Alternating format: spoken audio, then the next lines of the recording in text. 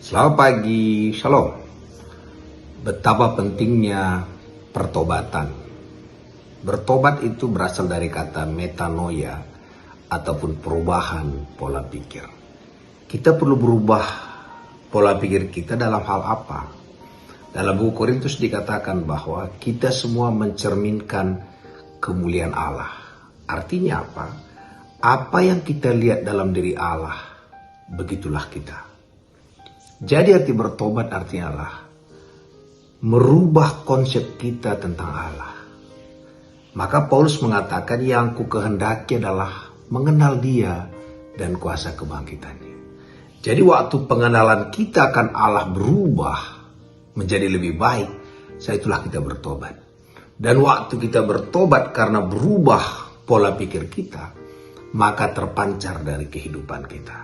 Jadi pertobatan adalah perubahan pengenalan kita tentang Allah.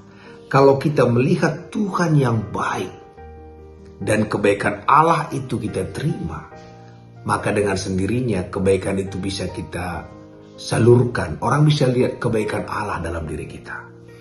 Kalau kita bisa melihat bahwa Allah itu penuh pengampunan dan kita mengalami pengampunan, maka pengampunan Allah itu gampang kita berikan kepada orang lain.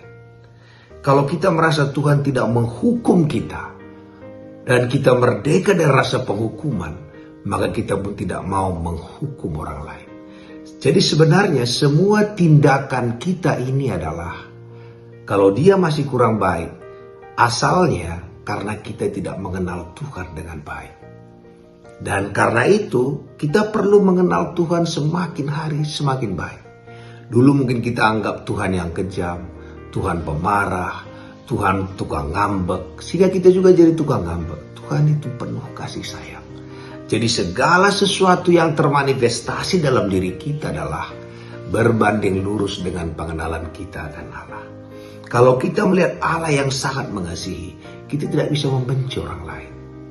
Kalau kita melihat Allah sangat mengampuni kita, kita juga tidak bisa tidak mengampuni orang lain. Karena akan termanifestasi dalam hidup kita. Karena itu tiap hari kita perlu bertobat. Bertobat mengenal Allah dengan cara yang lebih baik. Kenapa ada orang pelit? Karena dia tidak menyadari bahwa Allah memberkati dia berlimpah-limpah. Dia menganggap apa yang dia dapat itu adalah hasil jerih payah dia. Karena begitu susahnya dia dapat, susah dia berikan. Tapi kalau dia melihat Tuhan memberikannya dengan gampang bagi dia, gampang dia berikan. Maka dikatakan, engkau terima cuma-cuma, engkau berikan cuma-cuma. Jadi hari ini, apapun yang kita lihat dalam kehidupan kita, kita gak perlu menghakimi diri kita. Kita masih proses pengenalan kita akan Allah. Dan semakin baik kita mengenal Allah, maka semakin baik jugalah kehidupan kita. Dan semakin baik kita merepresentasikan diri kita kepada orang bahwa kita adalah duta-duta Allah di muka bumi.